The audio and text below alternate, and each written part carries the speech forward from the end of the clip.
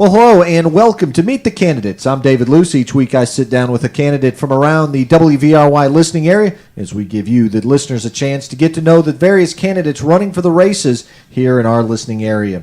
Today we've got Dan Kramer. He's running for the U.S. House of Representatives in Tennessee's 7th Congressional District. And Dan, I've had a chance to talk with you a couple of times, but appreciate you joining us. Good morning, Dave, and thanks for WVRY for having me on. Well, you know, Dan, as we sit down and talk with you a little bit, and really a lot of interesting things to talk about when it comes to you and your candidacy here in the 7th District. You're running against Marsha Blackburn. That's correct. And obviously a lot of people very familiar with Marsha Blackburn and her role here in the 7th Congressional District. But let's get to know you. That's the important thing here. Tell us about Dan Kramer, a little bit of your background, and really what motivated you to want to run. No problem, Dave. My name, as David said, Dan Kramer. I moved to the Clarksville area in 1990.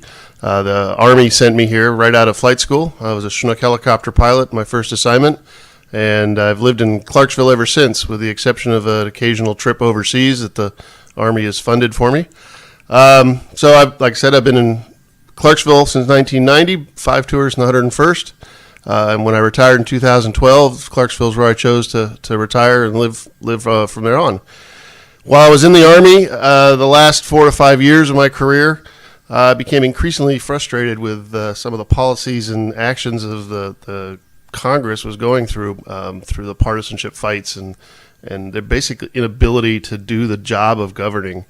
So the real sticking points were when America's credit rating got downgraded, and then of course we had threats of, and then ultimately government shutdowns, all based on political, ideological arguments that really had no bearing on the lives of the American people who were being affected by things like the shutdown. $24 billion taken out of the economy in basically a schoolyard argument.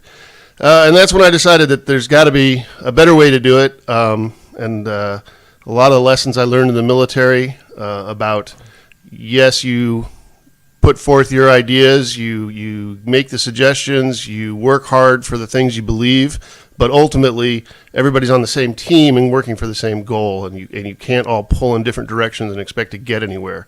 And that's what's missing from the leadership in Congress and Washington these days. Dan, when you and I talked before, last week as a matter of fact, one thing we talked about was, what does Dan Kramer stand for? What is Dan Kramer's platform all about? Give the listeners an idea of what you're bringing to the table and what you're hoping to achieve. Absolutely.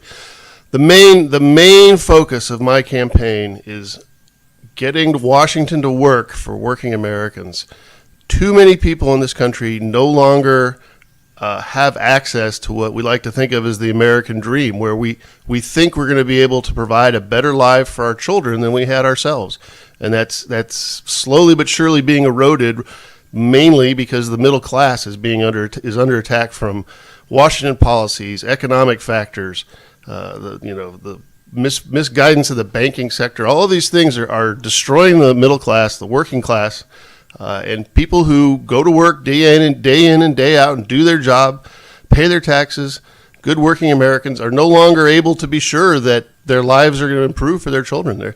It's a slow slide backwards. Buying power is decreasing. Their ability to affect change in their own government and their own communities is eroding, and that's what we have to change. Dan, as you look at the 7th Congressional District, and it's a district that's pretty diverse. You take Clarksville, a city of 150,000 people, then you move down to, say, McNairy County and a number of other counties that may be smaller in terms of population, over to Franklin and Williamson County. As you look at this congressional district, talk about how you make sure you balance the needs of everybody in it. Well, exactly, Dave. It's been a challenge, and it's been something that's been sorely lacking in the representation the 7th District has had over for the last 10 years.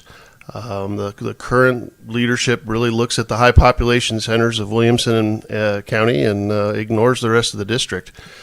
But the policies that Washington should be working on that are going to help working Americans, these are going to be good for everybody in the district, no matter what type of community you live in. So if we're going to make sure that the economy is strong for the middle class, The way we do that is things like infrastructure investment. When you invest in infrastructure, that means small rural counties have better roads, have better data access, their hospitals stay open. And when even small rural communities have those accesses to those sort of that part of infrastructure, then businesses want to relocate there and bring jobs into the community, into the district. As you've talked with the people here in the 7th Congressional District, you mentioned jobs, and I know that's got to be at the top of the list for nearly everybody. But as you do talk to them, beyond jobs, what are they telling you? What are they looking for? Well, everybody's looking for basically the same thing. They want to know that when they put in their time at work, when they do a good job, that they're rewarded accordingly, that their value is seen by their employer. Everything that my policies and my interests in governing are all based on the fundamental concept that the people are what matters. Now, corporations, they're a necessary part of our society. If there is no way to do large capital required tasks. You can't send men to the moon. You can't build dams. You can't do these huge necessary projects without the formulation of corporations and the accumulation of these kind of capital. But a corporation has one job, and the corporation's job is to make money. It is all about the bottom line, and that's all right. That's the job of the corporation. But to then trust the corporation with things where money is not the most important thing, for instance, public education or infrastructure reinvestment, or creating jobs or creating a strong middle class that can support its family and provide for its children, that is not a corporation's job. It's not a fault of the corporation. It's just, it's the wrong tool for the job. So we can't trust corporations to do that for us. That's the job of the citizenry through its government to make sure that we have policies in place that provide that for us. Dan, let's take a time out. When we come back, though, I want to focus on a few particular things that we've discussed in the past a little bit. We're going to talk a little bit about a balanced budget, the minimum wage, and Obamacare, a number of policies right now that are in place, and we're going to touch on all of that. But we'll take a time out, and we'll be back right after this. It's Meet the Candidates here on WVRY 105.1 FM, and we'll be back. Welcome back to Meet the Candidates. David Loos, joined by Dan Kramer, who's running for the U.S. House of Representatives in Tennessee's 7th Congressional District, and talking with Dan quite a bit on a number of general ideas and topics. Now I want to kind of narrow it down a little bit. Let's start with the balanced budget. I know that's a hot-button topic right now in Washington, D.C., as we've watched the budget kind of spiral out of control, the deficit. Give us your thoughts on that and what we can do to kind of bring it back in check. Well, I'll tell you right now that things we're doing right now that are bringing the deficit down are a very good first step. In the last 5 years, the deficit, the difference between what the government brings in every year and what it spends has been going down consistently for the last 5 years, and is now about 40% of what it was when George Bush left office. So every year we are spending less and less and less, and that is slowly but surely approaching the point where we will spend only as much as we take in. And then when we start spending less than we take in, then of course we can start working on the debt, which is the other big issue, the $17 trillion that was left behind from the Iraq War, from the Afghanistan War, from the collapse of the financial system. So how do we keep working on that? How do we get back to the days when we had a surplus and we could actually work on the debt? The days before George Bush. Well, we have to either cut spending or increase income. That's the government's income, which is tax revenue. So the easiest thing to do is find the people who aren't paying their taxes. And when I say people, that's a Mitt Romney definition of people. What I'm talking about is the corporations.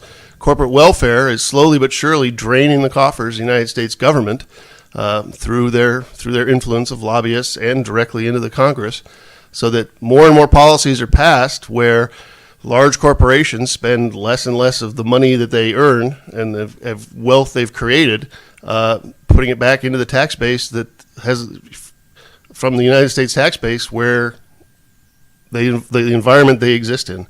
So, for instance, Boeing airplanes, one of the largest defense manufacturers, actually had a negative tax burden in the last year. It actually got tax credits. Now, this is a multi-billion-dollar corporation, and yet paid no corporate income tax. So clearly there's a lot of special programs, and we've seen it with Congress trying to pass the extension of research and development subsidies recently in the last 2 weeks.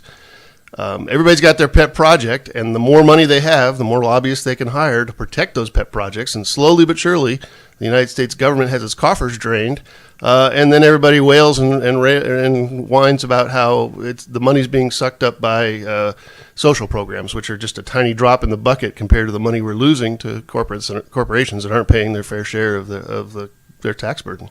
All right, let's move on to a different subject. The Affordable Health Care Act, known as Obamacare by most people anyway.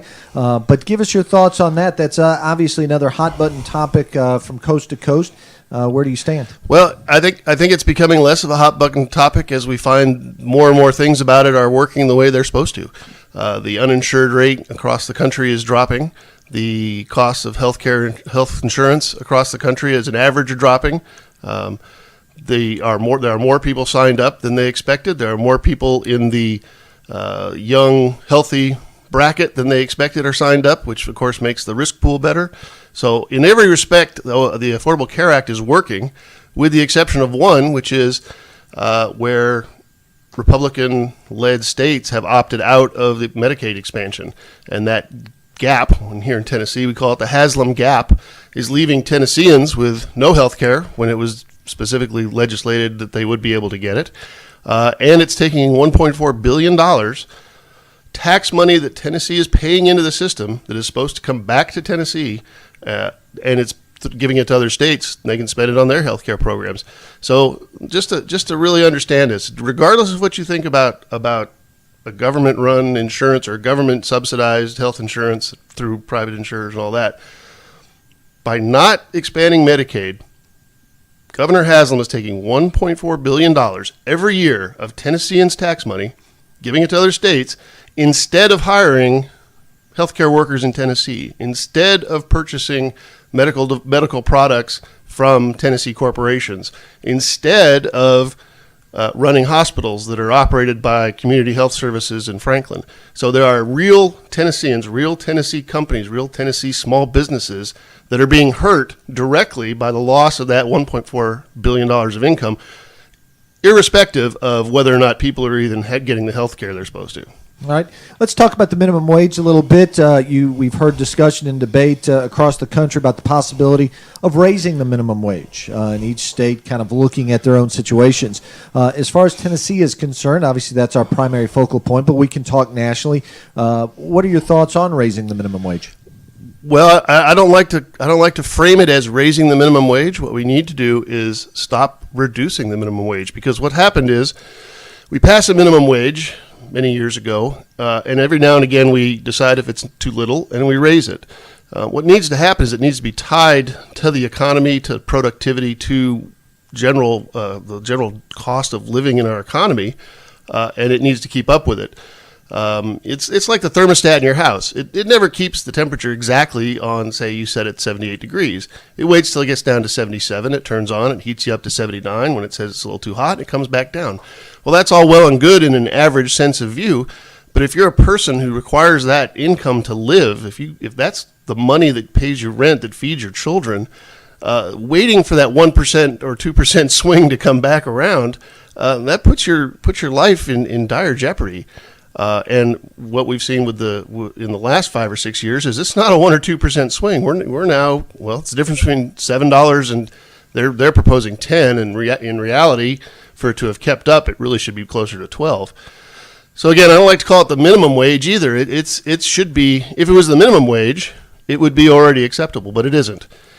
And it's just very common sense, sort of a Tennessee, I don't understand how people can see it differently, but think of it this way.